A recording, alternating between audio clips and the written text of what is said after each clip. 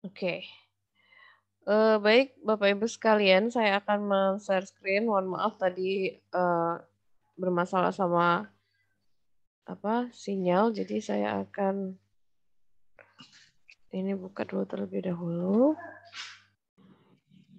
Ya, kelihatan ya layar yang saya buka.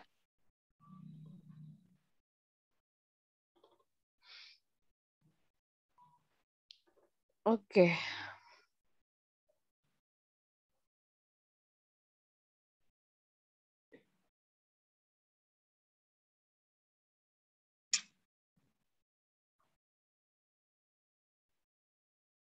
Masih berjalan. Baik, hari ini saya akan menyampaikan mengenai selain tentang lahan rawa itu sendiri, kita juga akan membahas tentang tanaman apa saja yang bisa hidup di daerah lahan rawa. Oke, saya akan buka tentang budidaya tanaman rawa. Kemarin saya lupa ya mengirimkan di grup. Ya, insya Allah nanti saya akan kirimkan 2 slide ini. Lama ya. Mohon maaf, seperti biasa kalau sudah berurusan dengan sinyal, selalu ya. Terlihat ya bahwa ini saya sedang membuka filenya tentang budidaya tanaman rawa, terutama di budidaya tanaman padi. Kelihatan jelas ya? Ini sedang jalan aja ini. Oke, saya stop dulu. Biasanya kalau sudah nge-lag kayak gini nih, oh ternyata bisa nih ternyata. Ntar ya. Memang rada lama. Ya, oke.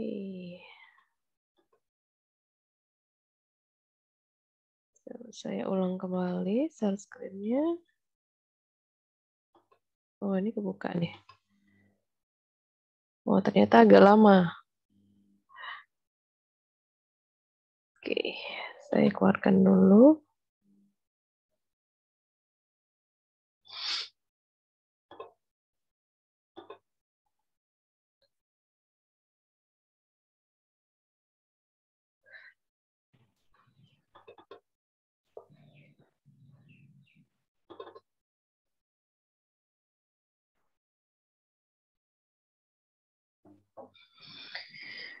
Tadi memang butuh waktu, ternyata bisa dibuka memang butuh waktu karena kebetulan slide-nya agak banyak, jadi memang agak berat gitu ya. Ya memang kita harus tunggu bersabar terlebih dahulu. Jadi sebelum kita membahas tentang ini, bahwa pertemuan sebelumnya kita membahas tentang lahan rawa itu sendiri ya. Saya juga, oke, udah kelihatan ya? Sibuk. Oke, baik.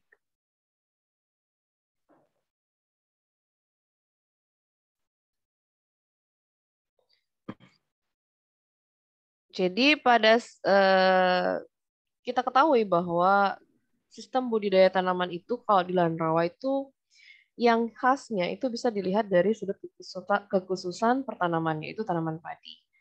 Walaupun banyak sekali sudah dilakukan penelitian untuk tanaman padi di lahan rawa terutama ya. Dan ternyata tidak hanya tanaman padi saja bisa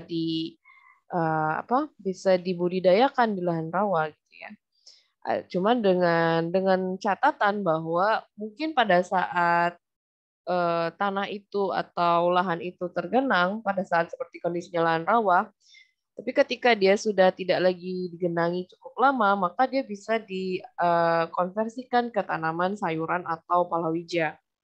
Karena fokus kita adalah lahan rawa terlebih dahulu, maka saya akan membahas tentang budidaya tanaman padi. Jadi kita ketahui bahwa sistem budidaya itu berkaitan dengan penyiapan lahan atau penyiapan tanah, terus pengelolaan air dan dampaknya terhadap lingkungan, serta perlu diperhatikan ya, secara khusus itu penata gunaan lahan. Meskipun di lahan rawa itu bisa diadakan pergiliran berbagai tanaman. yang artinya tetap tanaman padi adalah tanaman pokok ya. Artinya memang tidak bisa dipisahkan, bisa diselingi dengan tanaman lain, tapi tanaman padi tetap di tanaman pokok.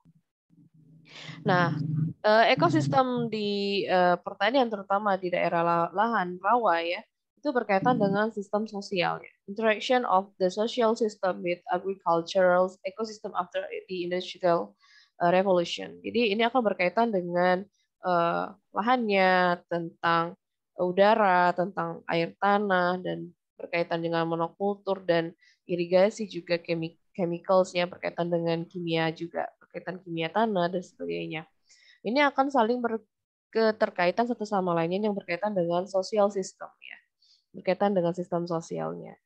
Jadi tidak bisa terpisahkan bahwa kita tidak bisa hanya bicara di ekosistemnya saja, tapi kita juga harus melihat bagaimana sih kondisi sosial ekonomi, terutama sumber daya yang tinggal di daerah tersebut gitu ya.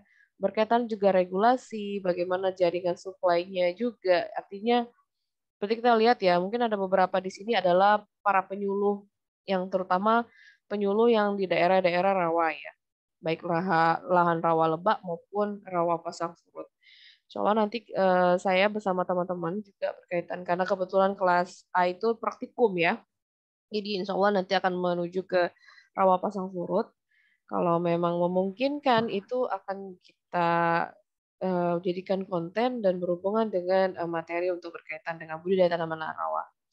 Nah, ketika hal ini kita kaitkan dengan ekosistem, maka dia akan terjadi co-adaptation, ya, yang ada berkaitan dengan antara interaction, co-evaluation, dan co-adaptation itu menurut Pak Rambo, MJs ya, tahun 85, dia memperkenalkan bagaimana human ecology leadership. Ya, jadi bagaimana berkaitan dengan penelitian tentang ekologi tempat-tempat atau ekosistem dari tempat itu tersebut ya. Nah, ini dilakukan oleh University of the Philippines, Los Baños di tahun 85 ya. Jadi ekosistem saja tidak akan bisa hidup kalau tidak ada sistem sosialnya. Berkaitan juga satu sama lainnya. Jadi kita tidak hanya bisa berbicara di ekosistem saja, pasti akan berhubungan dengan sosial sistem saja. Akan berkaitan dengan sosial sistem juga berkaitan. Seperti yang saya lakukan saat ini, saya adalah orang pertanian.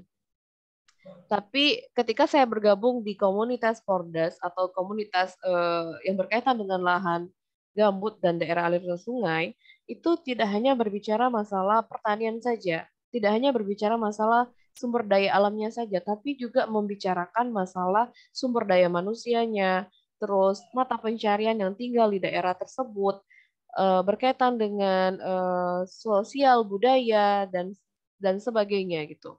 Karena kalau kita bilang hanya sekedar ekosistemnya saja, maka alangkah terlalu naifnya kita bahwa tidak melihat kondisi yang terjadi saat ini ketika kita berbicara masalah misal, Pak tidak boleh menebang pohon, tapi tidak melihat kondisi sosial ekonominya. Kenapa mereka melakukan seperti itu? Nah, sama halnya ketika kita melihat bahwa kalau ada petani atau sumber daya manusianya yang mengambil tempat tersebut sebagai mata pencarian, kita tidak memberikan solusi, itu sama saja gitu ya. Hanya bisa menyampaikan bahwa ini tidak boleh, kita perlu ketahui juga ya bahwa ada lahan-lahan yang tidak boleh dilakukan budidaya. Sama halnya tentang penelitian saya yang lakukan ya. Jadi agak bertolak belakang dalam tanda kutip, karena ketika saya melakukan penelitian bahwa sebenarnya ketika kita melakukan budidaya tanaman padi di lahan rawa itu sebenarnya kalau terkaitan dengan lingkungan itu sangat memberikan dampak, terutama untuk urusan menghasilkan gas metan ya. Itulah yang terkadang membuat saya, oh berarti petani tidak boleh nih menanam di lahan rawa, terutama daerah yang ketebalan gambutnya cukup tinggi ya, cukup tebal gitu. Nah itulah yang kadang-kadang menjadi dilema untuk kita sebagai seorang terutama seorang akademisi ya, untuk menyampaikan bahwa ketika kita bilang ini sebenarnya dampaknya terhadap lingkungan cukup besar, tapi di sisi lain petani tersebut membutuhkan sumber pendapatan gitu, mata pencarian yang bisa dilakukan hanya di tempat tersebut gitu. Nah, itu yang menjadi PR kita bersama bahwa bagaimana caranya supaya bisa menjadi co-adaption tadi ya, maksudnya saling saling berkesinambungan di antara satu sama lain. Dan itu juga bisa dilihat sebenarnya tidak hanya dari sisi sosial budaya tadi ya. Banyak hal yang bisa dikaitkan dengan materi ini ya. Ini siapa ya? Sepertinya mengambil kuliah fisika ya. Oke, biarin dulu. Nah, ini juga ya sama ya. Jadi sosial sistem yang secara modern apa namanya? Bentar. Ya, berkaitan juga tentang natural ecosystem dan modern agricultural ecosystem. Ini biasanya dikaitkan dengan bagaimana teknik atau teknologi yang sudah masuk di ekosistem itu tersendiri ya. Nah, ketika kita berbicara masalah teknologi budidaya, ini sudah banyak sekali sebenarnya. Saya mengambil ini sebenarnya sudah cukup lama, waktu zaman saya kuliah S1 ini sudah dilakukan tentang budidaya tanaman seri ya. Sistem Rise of Intensification. Bercocok tanam padi itu mencakup juga persemaian, pemindahan atau penanaman, terus pemeliharaan yang di mana ini akan mempengaruhi tentang pengairan, penyiangan, juga perlindungan tanaman, serta pemupukan, dan akhirnya untuk melakukan proses panen. Nah, yang perlu kita ketahui aspek dari lain yang penting dalam hal ini, itu tidak hanya bercocok tanam saja, tapi bagaimana kita melihat bahwa pemilihan kultivar, terus pemrosesan gabah pada saat panen, serta penyimpanan beras itu sendiri, gitu ya. Itu akan sangat berpengaruh untuk ke depannya, gitu ya. Nah, ini yang saya bilang tadi ya. Ketika kita melihat bahwa banyak sekali teknologi budidaya, terutama budidaya tanaman padi, itu salah satunya adalah menggunakan metode seri. Seri itu bukan nama orang ya.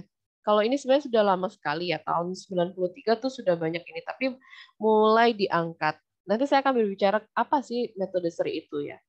Jadi metode seri itu kalau bahasa ininya ya, bahasa daerahnya gitu ya, system of rice intensification. Jadi di mana budidaya tanaman padi itu yang berkaitan dengan program intensifikasi dari itu sendiri. Jadi artinya tidak mengambil teknologi dari luar, benar-benar mencoba untuk menggunakan dari mulai apa pupuk sampai untuk proses perlindungan tanaman itu berkaitan dengan organik. Nah, inilah yang dikatakan dengan bagaimana proses manajemen sistem perakaran yang berbasis pada pengelolaan air, tanah, dan tanaman itu semua tercakup satu sama lainnya. Dan ini berasal dari Madagaskar, itu dikembangkan sejak sekitar tahun 80-an ya, oleh Frode Henry, seorang biarawan dari asal Prancis dan berkembang ke beberapa negara, dan negara kita tuh sudah lama, cuman tidak semua bisa mengadopsi sistem seri ini sendiri ya. Jadi tahun 2007 itu saya waktu masih ngambil S1, saya mengunjungi, kebetulan saya dapat program beasiswa mahasiswa terbaik. Jadi pada saat saya mendapat kesempatan itu, kita diberikan kesempatan untuk bersama-sama memecahkan dan mencoba melihat bagaimana metode seri itu diadapsi di daerah tersebut. Terutama daerah itu kemarin itu di daerah Pandaan, Surabaya. Itu jadi kayak program CSR dari Sampurna Best Student. Jadi memang semua dari awal sampai akhir menggunakan bahan organik ya, sampai apa di situ juga ada kegiatan peternakan juga. Jadi benar-benar pupuk organiknya dari situ, terus makanan apa hewan ternaknya juga dari lahan tersebut gitu. Benar-benar satu ekosistem yang saling berkesinambungan. Jadi tidak tidak ada yang disia-siakan gitu. Tidak ada yang dibuang gitu ya. Dan itu sangat baik sebenarnya kalau memang benar-benar manajemennya tadi itu benar gitu. Tapi kalau sudah berkaitan dengan manajemen yang tidak bagus, maka otomatis ya semua ekosistem yang pasti akan mempengaruhi gitu. Kalau salah satu aja tidak termanajemen dengan baik. Oke. Nah, Dasar pemikiran dari metode ini itu menggunakan potensi yang besar untuk mendapatkan hasil produksi yang bertaraf tinggi. Itu yang pertama. Yang kedua adalah bagaimana cara mencapai kondisi optimal. Ntar dulu, ini apa ya? Oh, Imam. Oh, Imam masuk ya. Iya. Oke.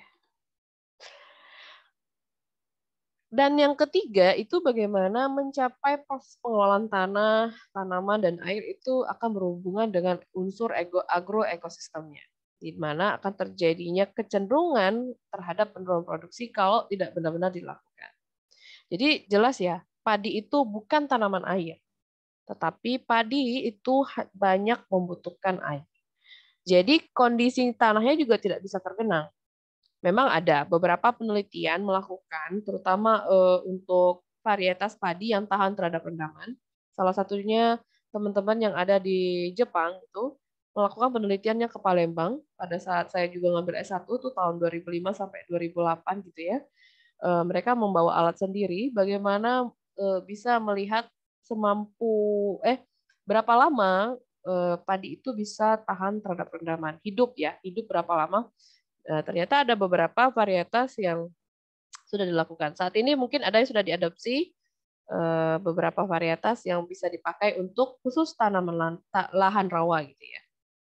Nah, ketika akar itu tumbuh subur dan besar sehingga itu dapat menyerap nutrisi yang banyak dan mendorong tumbuhnya anakan yang secara optimal. Itu dasar sebenarnya pemikiran metode Sri itu sendiri. Nah, yang menyebabkan terjadinya penurunan produksi padi itu yang pertama pastinya kesuburan tanah. Kita ketahui ya bahwa lahan rawa itu hal terpentingnya adalah kondisi kemasaman. Di mana-mana kalau media atau tempat hidup itu kondisinya kemasamannya tinggi, maka akan berpengaruh terhadap ketersediaan unsur hara, terutama unsur hara makro. Saya sudah pernah menyampaikan ini terkait dengan nutrisi ya, di mana kalau unsur hara NPK,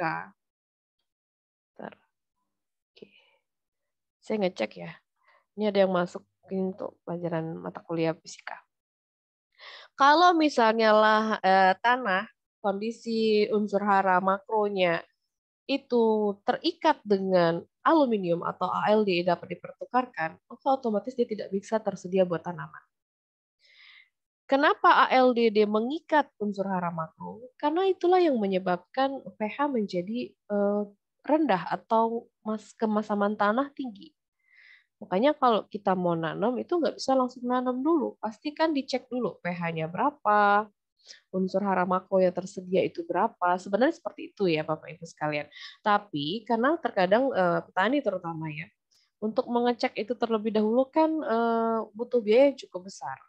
Nah, ini beberapa mungkin sudah ada yang tahu juga ya.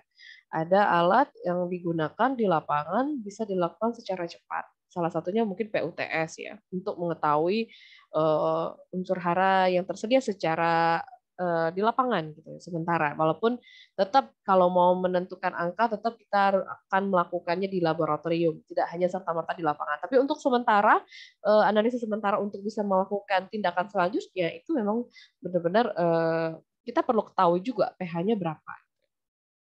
Nah, ketika kita berhubungan dengan kesuburan tanah, otomatis kan ada akibat kenapa kesuburan tanah itu bisa rendah. Yang pertama bisa jadi kita melakukan budidaya tanaman tidak mengembalikan lagi unsur hara atau kesuburan tanah. Misalnya kita nanam, terus kita panen, tapi kita tidak membiarkan dulu. Makanya ada istilah sistem BRA. Sistem BRA itu adalah sebenarnya mengembalikan lagi unsur hara yang ada. Bisa misalnya ada sisa-sisa, kalau kita melakukan budidaya tanaman padi itu ada bekas jerami atau sekam padi, itu kita kembalikan lagi ke tanah.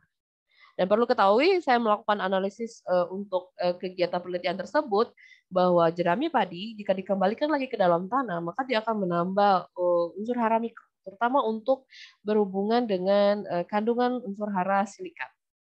Nah, ini kalau sudah berkaitan dengan tidak mengembalikan, juga akan berhubungan dengan penggunaan pupuk.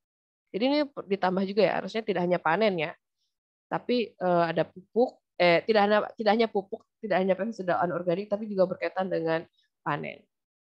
Nah, kalau kita ngomong masalah kesuburan tanah, otomatis kalau kita melihat bahwa mikroba itu tidak berfungsi, ya saya sudah pernah nyampaikan ini waktu di offline ya, bahwa coba bayangkan perut kita tidak ada cacing atau tidak ada apa tuh namanya mikroba atau bakteri Escherichia coli yang mampu mendekomposisi atau merombak makanan menjadi kotoran yang akhirnya keluar gitu ya. Bayangkan kalau tidak ada itu. Kalau misalnya tidak ada, otomatis perut kita akan terus bertambah besar ya gitu ya. Tidak ada terjadi perombakan atau dekomposisi. Nah, sama halnya seperti dengan mikroba. Jika mikroba tidak hidup atau tidak ada, bahkan mungkin sedikit, maka dia akan berkaitan juga dengan penurunan gitu ya.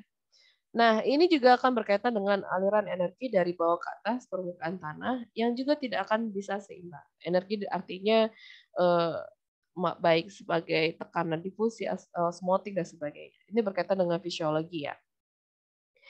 Nah, suplai nutrisi dari tanah juga ini akan berkaitan penyebabnya ya, itu akan sangat kurang.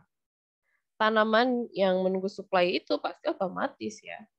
Kalau tidak ada terjadi penurunan produksi, maka dia akan menunggu gitu suplai makanan dari luar. Jadi berharapnya kalau istilahnya kalau tanaman bisa berteriak ya, aku nak pindah di sini tidak ada makanan gitu ya. Mungkin dia bisa menjerit ya gitu ya. Nah, itu. Nah, selanjutnya itu penggunaan pupuk dan pestisida sintesis yang berlebihan itu akan mengakibatkan rantai makanan terputus. Makanya semua yang berbau sintesis atau anorganik untuk di sistem SRI ini tidak disarankan atau karena memang fokusnya ke organiknya. Terus musuh alami itu hanya menunggu makanan dari keberadaan hama. Musuh alami misalnya, makanya kadang-kadang untuk mengatasi hama, terutama mungkin di daerah perkebunan gitu ya, kayak kutu dan sebagainya itu berkaitan dengan ular gitu ya. Nah itu akan saling berkaitan. Kalau salah satu saja tidak ada, maka akan terputuslah ekosistem itu dan pastinya juga akan berkaitan dengan rantai makanan. Jenjang hierarkis musuh alami itu lebih tinggi. Jadi makanya terjadinya kadang-kadang menjadi terbludak gitu kalau sudah berurusan dengan hama ya. Karena musuh alaminya sudah tidak ada. Gitu. Yaitu yang menyebabkan ekosistem menjadi kacau itu sebenarnya kita sendiri ya. Kita manusia gitu ya. Sekali lagi kita harus melihat pandang yang kurang arif itu seperti apa. Jadi yang pertama adalah orang beranggapan bahwa di lahan basah itu hanya ada tanaman dan hama. Yang kedua adalah untuk memenangkan persaingan hama itu harus dibunuh. Yang ketiga, pestisida yang berkuasa untuk memusnahkan hama. Yang keempat, pestisida tidak bisa mengentaskan masalah karena hama. Yang kelima, hama menjadi kebal atau resisten. Artinya setelah kalau sudah kebal atau resisten, maka dia akan terjadi peledakan hama. Makanya kan sering kita mendengar bahwa tiba-tiba membludak ada hama wereng atau apa karena tidak bisa lagi diatasi dengan pestisida karena dia sudah terbiasa dengan pestisida anorganik. Lalu terjadilah pencemaran. Nah, pencemaran lingkungan inilah akan yang berkaitan dengan terbunuhnya jasad non sasaran. Artinya yang harusnya kita bunuh malah justru bukan ini gitu ya. Bukan harus itu kita kayak saya bilang Bapak Ibu sekalian atau teman-teman sekalian suka mancing. Tidak arif melakukannya, maka mau pengen dapat urusan beres, disetrum. Oke, dapat ikan mati ya. Kalau ikan mati nggak masalah ya, maksudnya itu nggak perlu disembeli. Tapi apakah tidak ada berdampak dengan mikroba yang menguntungkan lagi yang lainnya? Salah satunya nggak usah jauh-jauh, ikan kecil aja.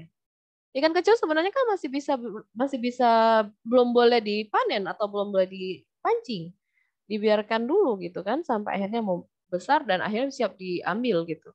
Tapi ketika kita melakukan dengan tidak sangat bijak, maka apa yang seharusnya kita ambil ikan, malah justru yang lainnya ikut juga mati. Nah, itulah cara pandang yang kurang arif. Nah, di mana akan berkaitan juga dengan keragaman unsur hayati dan pastinya akan berhubungan dengan gangguan kesehatan manusia. Makanya tanpa disadari kita sudah mengalami proses di mana akhir zaman yang akan berhubungan dengan ketidakbijaksanaan kita sebagai manusia untuk memanfaatkan sumber daya alam ini secara baik.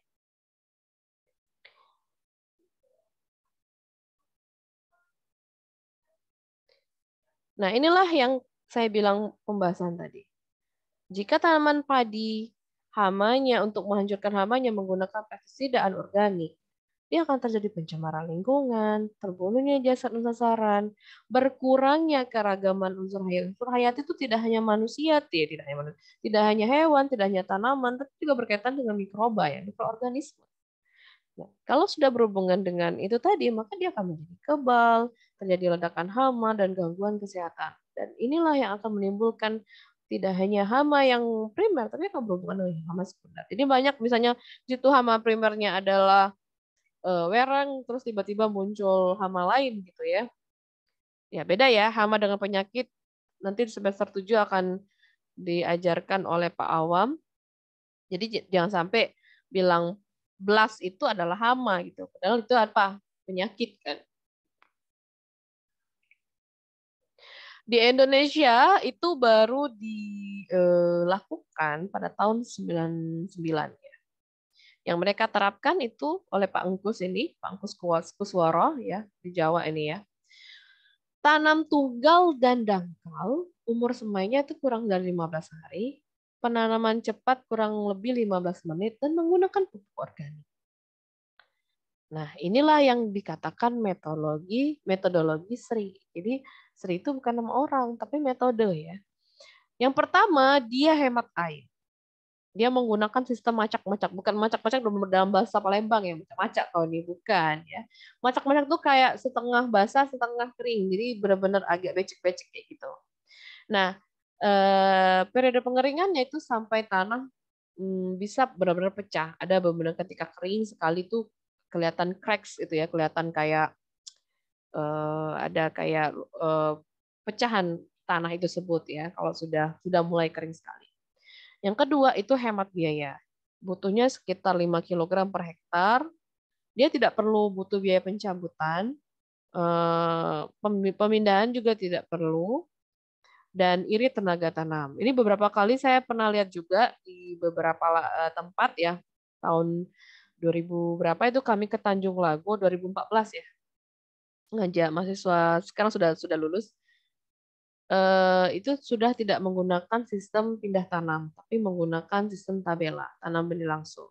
Dan baru-baru ini saya mendapatkan kabar di beberapa daerah, terutama daerah rawa pasang surut, untuk yang ada kelas C ya, itu mengambil atau membuat sistem melakukan atau memasukkan benih ke dalam tanah itu ada alat tersendiri. Jadi dia mendorong sendiri, akhirnya jatuhnya sistem tabela tapi dengan ada jarak tanam.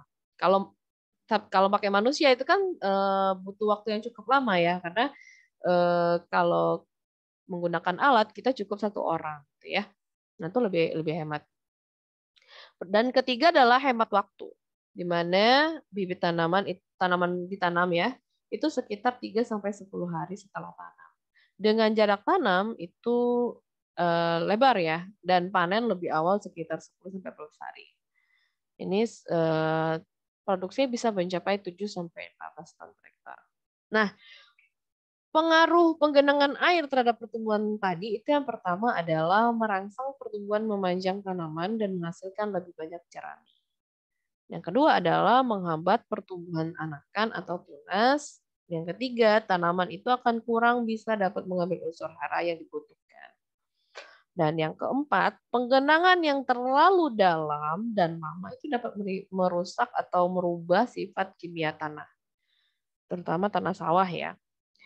Antara lain kandungan oksigen yang sedikit, pasti ya dia akan mengalami proses anaerob, tidak ada udara sama sekali. Terus kandungan CO2-nya berlebihan. Karena pada saat kering dia akan menghasilkan CO2 yang kemarin sudah pernah saya simulasikan kalau masih ingat waktu pada saat saya offline ya. Dan terjadinya akumulasi H2S ya, yang dapat meracuni tanaman sehingga tanaman menjadi kerdil. H2S ini sejenis ini juga, tapi berhubungan dengan hidrogen. Kalau pirit Fe2S, dia berhubungan dengan kandungan besi yang cukup tinggi. Nanti yang terlihat di secara fisik itu kayak tergenang, warnanya kekuningan. Kekuningan itu karena posisi rendaman yang cukup lama, jadi banyak sekali butiran atau partikel-partikel tanah yang terbawa oleh air. Nah, yang pastinya dia seperti kayak berminyak di permukaan tanah. Nah, itu bisa dijadikan bukan parameter ya, maksudnya salah satu penguji sementara bahwa karena adanya kandungan pirit yang cukup tinggi akan ditampakkan dengan kemunculan seperti berminyak di permukaan pada saat terjadinya genangan di dalam tanaman padi tersebut gitu ya. Kalau untuk sistem budidaya tanaman seri ini, dia sistemnya tidak terlalu tergenang, tidak juga terlalu kering, masih ada kadar airnya masih ada di dalam tanah. Beda halnya dengan lahan kering ya, yang kata saya tadi sistem macak-macak tadi ya. Nah, prinsip seri ini yang pertama adalah pengolahan tanahnya dan pemupukan kompos itu juga dilakukan secara organik. Terus yang diambil adalah benih bermutu dan ditanam yang umurnya muda gitu ya. Benih ditanam tunggal dan langsung, terus jarak tanamnya juga lebar, ada jarak tanam. Dan pemupukan itu tidak dengan pupuk sintesis. Ya sama ya tadi pupuk organik maksudnya. Pengelolaan air yang macak-macak dan bersamaan dengan penyiangan. Jadi memang, Waalaikumsalam. Jadi memang kegiatan metode seri ini memang tidak banyak menggunakan bahan sintesis atau anorganik. Dan pengendalian hama terpadu, ini PHT itu hama terpadu ya, itu tidak memakai pestisida sama sekali. Jadi banyak sebenarnya kita bisa lakukan ya, bahkan kita bisa buat sendiri pengendalian hamanya, entah untuk mengendalikan hama atau mengendalikan penyakit, rata-rata bisa dilakukan. Kalau pengendalian hama ya kita menggunakan musuh alami. Makanya rata-rata kalau untuk berkaitan dengan sistem organik ini pasti akan menggandeng musuh alami ya. Asal tidak rusak ekosistemnya. Tapi kalau sudah rusak otomatis seperti yang saya sampaikan ya. Ini kenapa nih? Oke. Nah, ini ya bagaimana menguji benih bermutu dengan larutan garam ya, nanti bisa dibaca juga ini. Terus perendaman dan pemeraman benih setelah diuji, lalu benih direndam dengan mempergunakan air bersih. Nah, saya akan mencoba menunjukkan kegiatan mahasiswa waktu pada saat praktikum di Tanjung Lago ya. Itu praktikum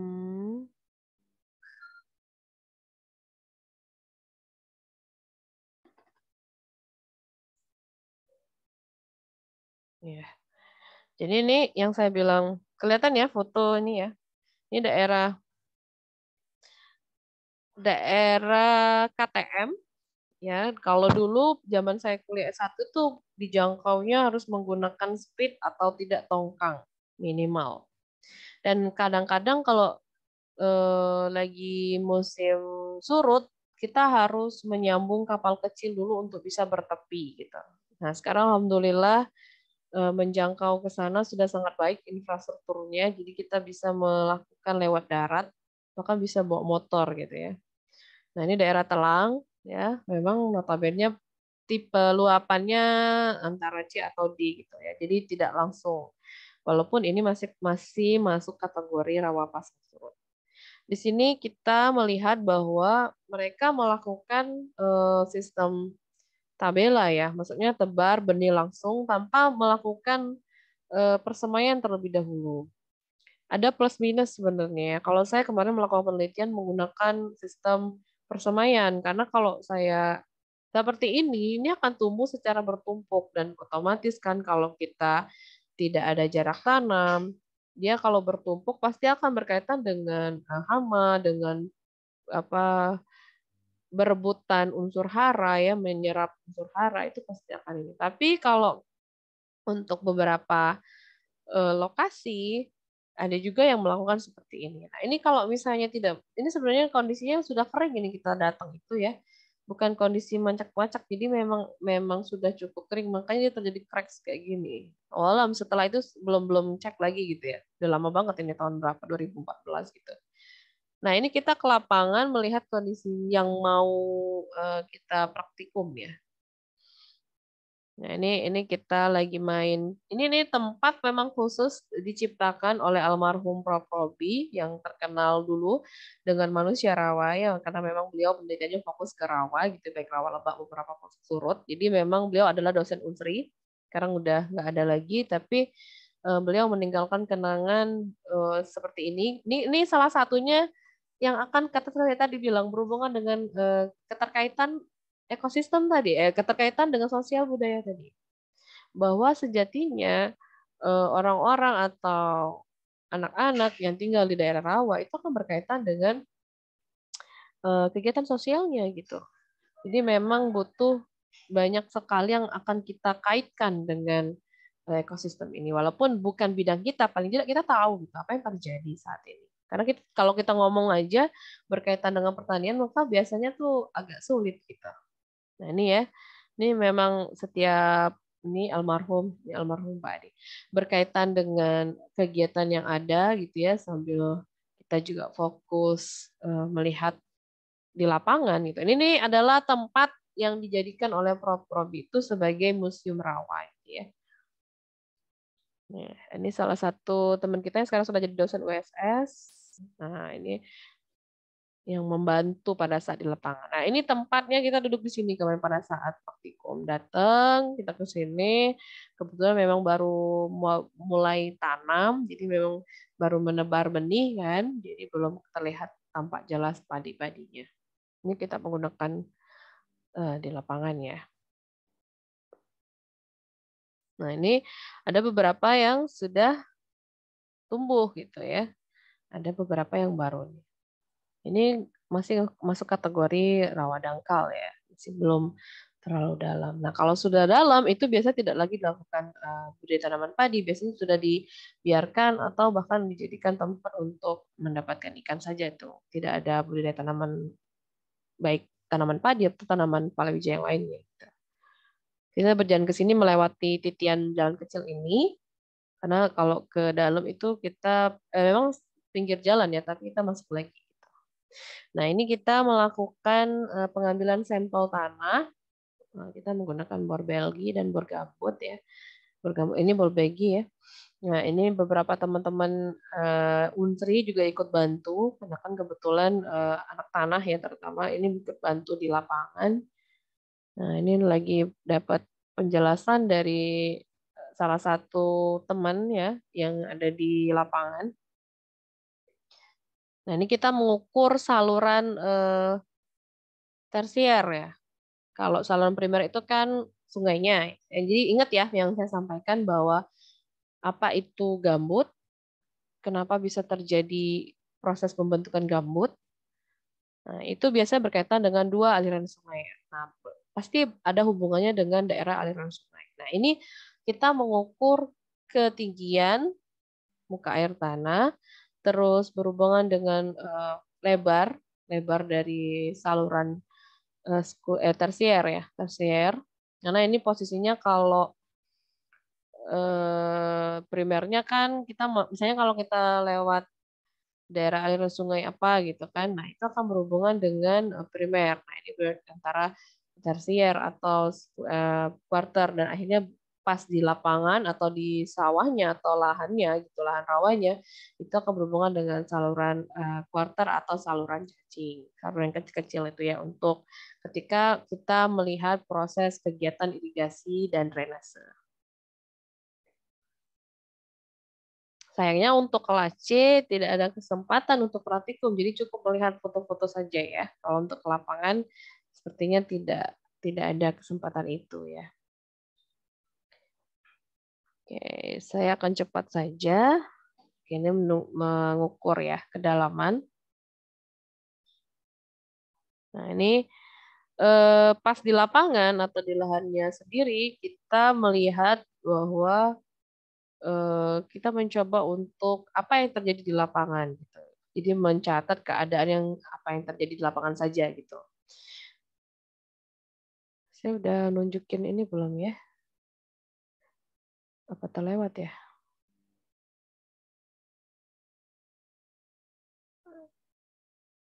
Ada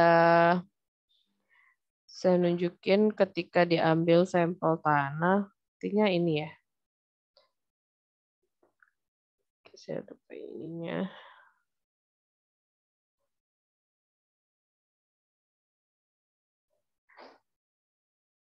Nah, ini. Ini di dekat Museum Rawa sih sebenarnya. Kita bukan ngambil di tengah tadi, cuma ngambil di pinggir sini.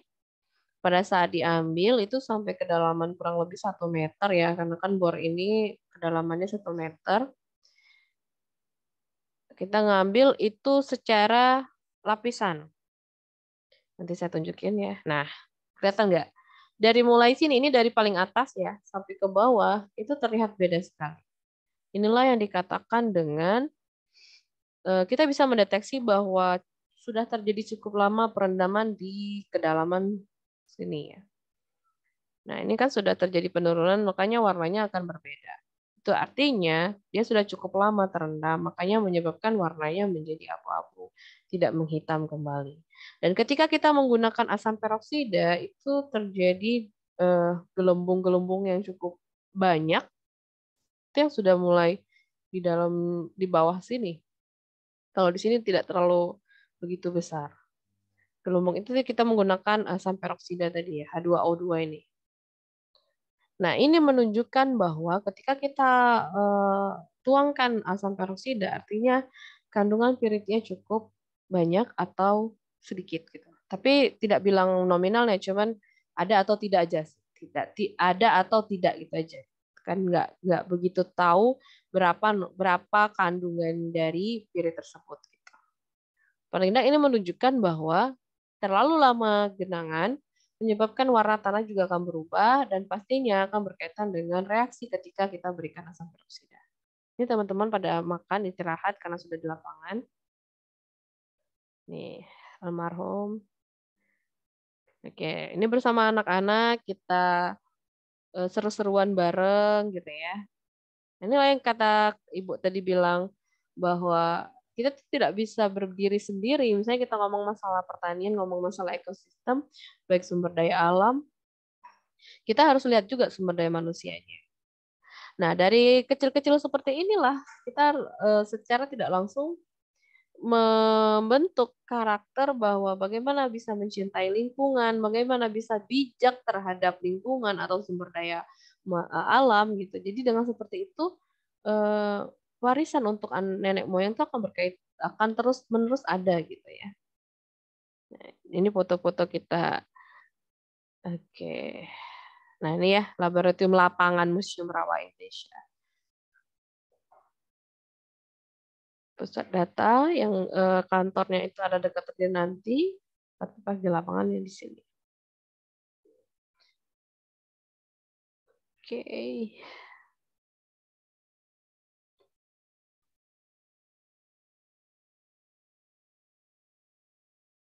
Stop dulu. Desa mana itu, Bu? Itu daerah Telang. Desa apa? KTM Telang, ke Tanjung Lago.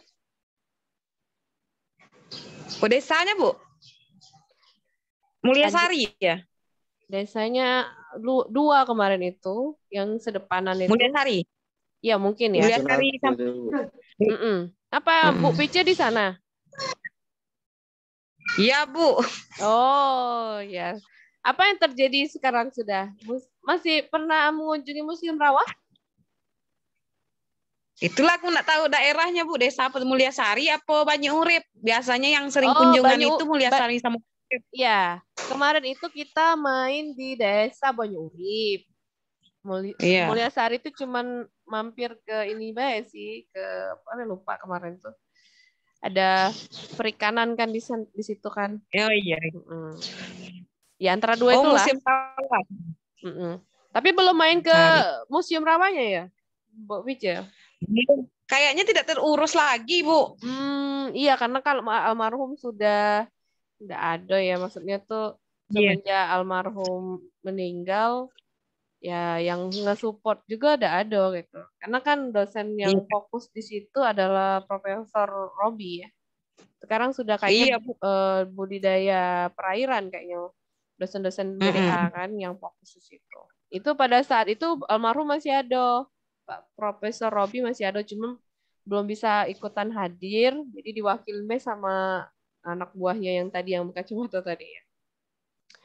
Itu terkait kegiatan untuk apa budaya tanaman lahan rawa terutama ya, yang memang notabene di lapangan kan mungkin Ibu Pice lebih banyak tahu ya berkaitan dengan ini ya. Oke, sebelum saya tutup, saya mau cek lagi atau mengingatkan kembali. Bentar ya, saya bukain dulu. Bahwa video yang akan dikirimkan sebagai komponen ujian tengah semester itu sudah bisa digoyori kalau bahasa Palembangnya ya. Karena kalau tidak ini takutnya kita sebentar lagi mau ujian semester. Kemungkinan Januari ya. Nah, waktu 1 bulan, 2 bulan tuh kelihatannya sih memang masih lama gitu ya. Masih ini. Tapi pada kenyataannya ketika sudah waktunya itu ketar-kacar ya bahasa kitanya. Nah, jadi tolong untuk segera apalagi kayak Mbak Pice ya, Mbak Pice kan daerah rawa pasang surut tuh masuk Bu. Jadi pasang surut. Silakan melakukan reportase, apalagi sebagai penyuluh lebih bagus lagi gitu ya. Ada petaninya sedang melakukan kegiatan apa gitu, terus kita melakukan layaknya seperti lagi reportase seorang reporter gitu ya. Nah, kalau masalah desain atau bagaimana cara membuat konten video dan sebagainya, misalnya pun tidak bisa desain atau diedit ya nggak masalah lah, video ala kadarnya. Sekali lagi jangan dikirimkan ke saya, tapi langsung diposting di media sosial masing-masing, baru di-tag ke media sosial Fakultas Pertanian ya. Oke, saya melihat ada 6 orang. Ada yang mau kita bahas terkait rawa pasang surut, rawa lebak?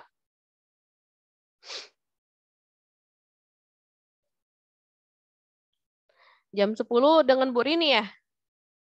Jam berapa dengan Bu Rini? Absen sudah diisi ya? Oke. Saya ambil lagi ya foto yang sekarang. Siap-siap 1, 2, 3. Oke. Kalau absen sudah diisi, saya akan menutup. Jadi kalau misalnya mau absen lagi, mohon maaf ya. Karena sudah ini ya, habis waktunya ya. Bentar Bu, absen Bu. Oh iya ya. Ya. Kan, Bu? Bukan, ada ini kan, saya kirim link. Ntar saya ambil lagi ya. Sudah Bu. Iya. Karena takutnya saya kirim lagi di grup WA ya. Oh iya Bu. Oke Bu.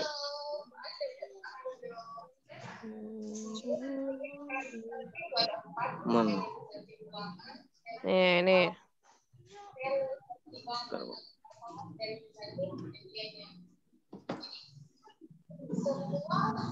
Oke, kita stop dulu recordingnya.